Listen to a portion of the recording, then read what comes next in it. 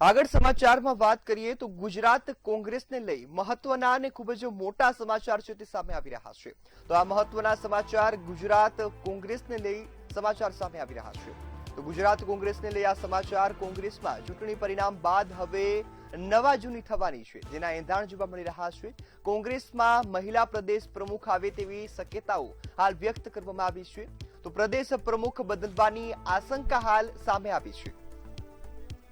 તો આપણી સાથે સંવાદદાતા મેહુલ દુધરેજીયા ન્યૂઝ રૂમથી લાઈવ જોડાઈ ગયા છે। જે મેહુલ, કોંગ્રેસને આ વખતે મહિલા પ્રમુખ મળે તેવી શક્યતા?